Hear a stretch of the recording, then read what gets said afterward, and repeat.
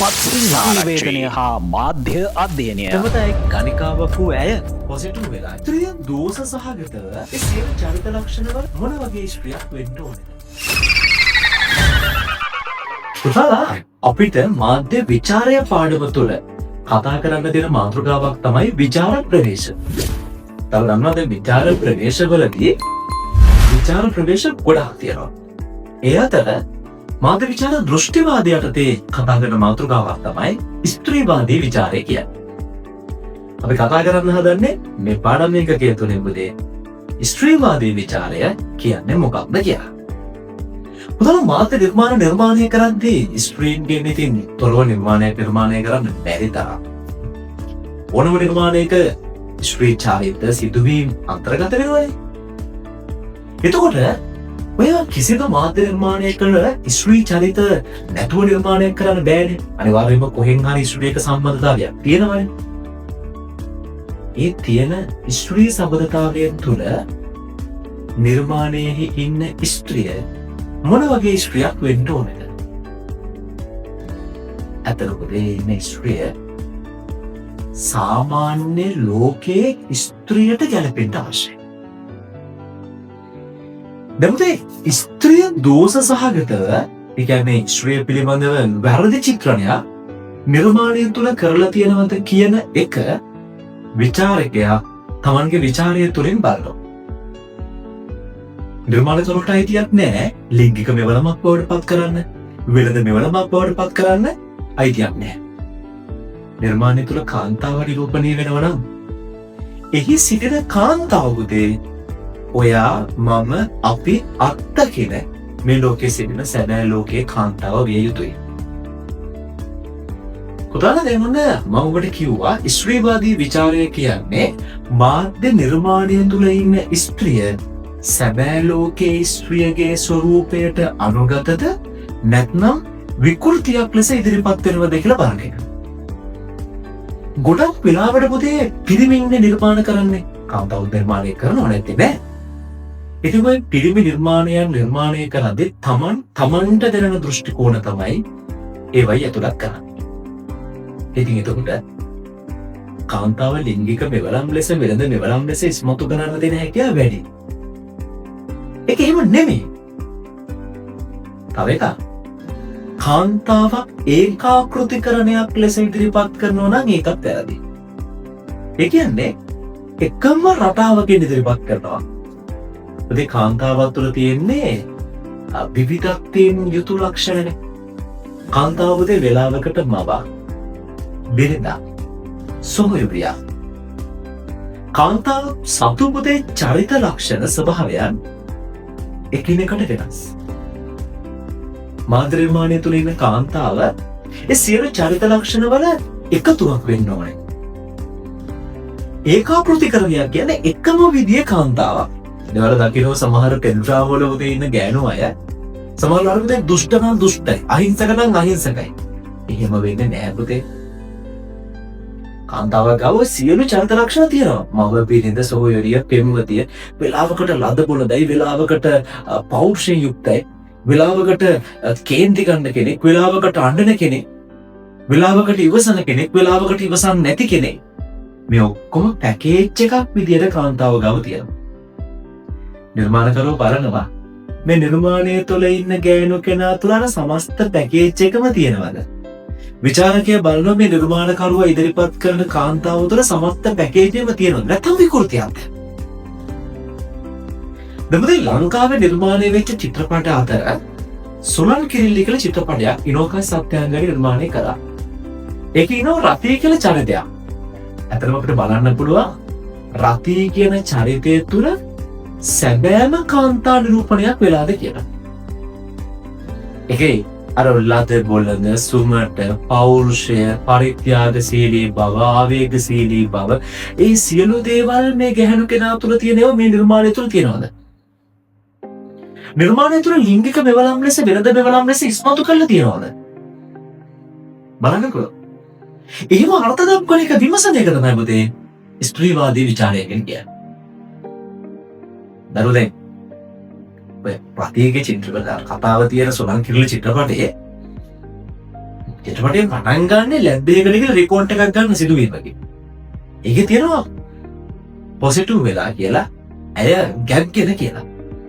ඉතින් කාන්තාවකට Taman ගැබ් ගත්ත කෙනෙක් හරිම සතුටක් නේ සාමාන්‍යයෙන්. හැබැයි බෑට සතුටක් තිබෙන බව පේන්නේ නැහැ. බොහෝ ව්‍යාකූලතාවයකින් පාර යනවා තමයි පෙන්වන්නේ. අවසානයේ කහයිරේ පනිනව පාර බලන්න නැතුව වාහන එකක් හැප්පෙනවා. එනම් මොකක්ද අවුලද? ඇයව හම්බ වෙන්න ඇගේ බෝඩිමට ලෑලිට හපු කාමරයක් ඇගේ පෙම්වතා එනවා. පෙම්වතා හමුදා සෙබලේ නිවාඩු ලබලා එනවා. ඇය කියනවා තමන් ගැබ් ගෙන සයික්මට විවාහ දෙමු කියලා. ඔහු කියනවා යුද්ධේ පොඩක් ගැටලු සහගත කාලෙක ඉන්නේ ඒ නිසා විවාහ වෙන්න බෑ අපි දරුවෝ නැති කරා. කාන්තාවකට මොන වගේ සිතෙයිද? මොන අම්මටද එහෙම පුළුවන්? අනද කාන්තාව ලස්සන වෙනවා. දරුවෙක් මේ ගැල්ලමට පුළුවන්ද තමන්ගේ කුසේට දරුවෝ නැති කරන්න? සමස්ත කාන්තාවන්ම මෙවැනි යෝජනාවකදී අසරණ වගේ අසරණ වෙනවා වගේ මේ තරුණියත් අසරණ වෙන විදිය. පෙම්වතා ඇයගෙන් ලිංගික පහස ලබන්න හදන විදිය. අර ලද බොලද සුමට බව මීට පෙර පැවතියත් දැන් එහෙම බෑ. සංකීර්ණ ජීවිතයක් තා සංකීර්ණ පැටලවිල්ලා ඇය ඔහු ප්‍රතික්ෂේප කරන විදිය. ඔහු ගියාම ඔහු ගැන කිසි ආරංචියක් නැතිවන විදිය. අර ලෑලි කාමරයක් ඇතුලේ අසරණ වෙන විදිය. වැඩට යන්න විදියක් නැහැ, ගාමට යන්න විදියක් නැහැ. නිදහස් වෙන කලාපයක ඉන්නේ. යාළුවටවත් මේ කියා ගන්න බැරුව අසරණ වෙන විදිය. වෙන විකල්පයක් නැති දැන දරුවා නැති කරන්න උත්සාහ කරන විදිය. ඇඳෙන් පයින්නවා බිමට නැවත නගිනවා. ඒ වැඩේ තසාර්ථක වෙන විදිය. ටික ටික දරුවට ආදරය කරන්න ගන්න විදිය. අම්ම කෙනෙක් වෙන විදිය. ලද බොළඳ බව, ඊට පස්සේ අසරණ වීම, ඊට පස්සේ ඒ වෙනුවෙන් කළ හැකි දෙයක් නැත්තර දරුවා නැති කරන්න හදන විදිය. චුට්ට චුට්ට දරුවා මෝරනකොට දරුවට අම්ම කෙනෙක් ලෙස ආදරය කරන්න ගන්න විදිය. පොළ ටිකක් පුච්චන්න ලෑස්ති කරලා ඌ බින්නව දැකලා ආයි පුච්චන්නේ නැහැ. ඇයි? දරුවට චුට්ට චුට්ට ආදරය කරනවා. තුන් මරන්න හොඳ නෑනේ. දරුවෙක් හම්බෙන්නේ අම්ම කෙනෙක්.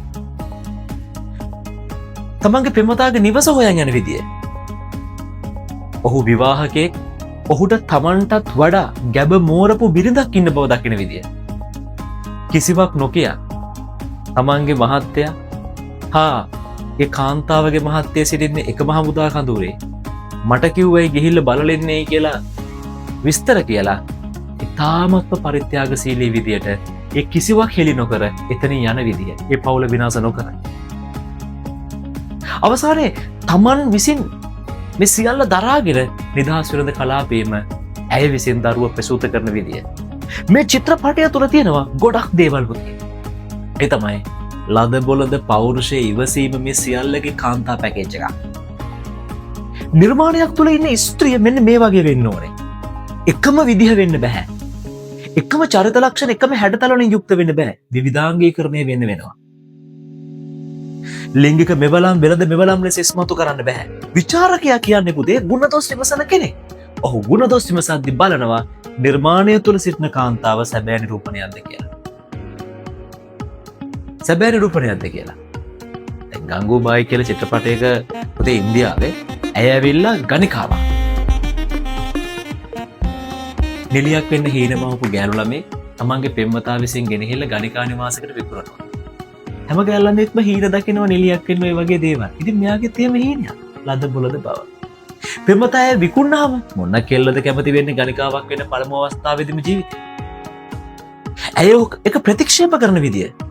නමුත් ගණිකා නිවාසයේ ප්‍රධාන ගණිකාව ඇය අසරණ කරන විදිය, ඇය පීඩාවටපත් කරන විදිය, වෙන විකල්පයක් නැති තැන ඇය මලමිනියක් සේකට මුණ දෙන විදිය. ඒ චිත්‍රපටය තුළ ලස්සනට පෙනෙන පුතේ කාන්තාවගේ ස්ටෙප් බයි ස්ටෙප් ලද බොළඳ බව.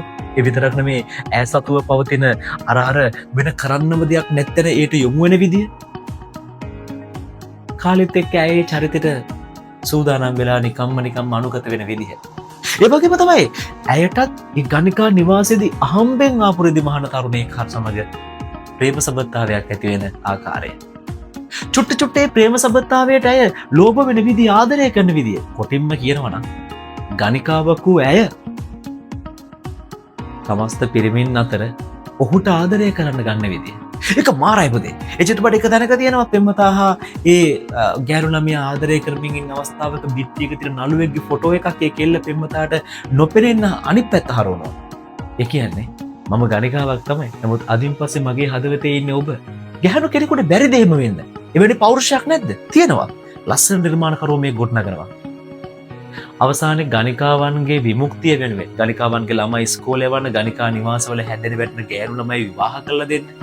ඇය ඒ වෙනුවෙන් හඬක් නගනවා. ඒ සම්පූර්ණයෙන්ම ඒ ගම්මානේ කාමාතිපුරම් වල ප්‍රධාන කාන්තාවට පත් වෙන ඒ ඡන්ද සැප්නෙට යන විදිය. ඒ වෙනුවෙන් ඇයට සිද්ධ වෙනවා තමන්ගේ පෙම්වතාව පවා පරිත්‍යාග කරන්න.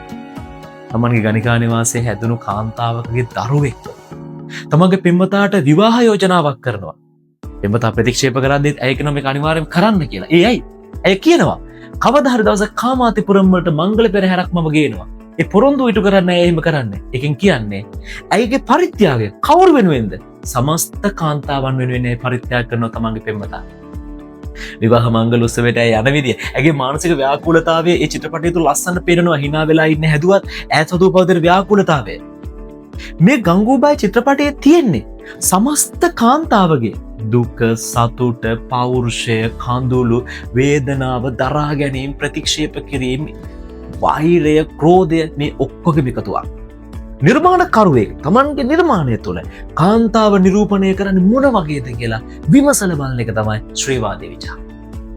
ඒකදී බුදේ කරන්නේ ලිංග මෙවලම් වෙනද මෙවලම් ලෙස අවප්‍රමාණය කළද ඒකාකෘතිකරණයක් තුළ ඉදිරිපත් කළද සැබෑම කාන්තා නිරූපණයේ සැබෑ නිරූපණයක් තිරුද කියලා බලනවා. එනම් පුතේ අපි දැන් ඉගෙන ගත්තා. ශ්‍රීවාදී විචාරය කියන්නේ ශ්‍රී නිරූපණයේ ස්වභාවය කෙබඳුද කියලා ගුණදොස් විමසන විචාර ප්‍රවේශය.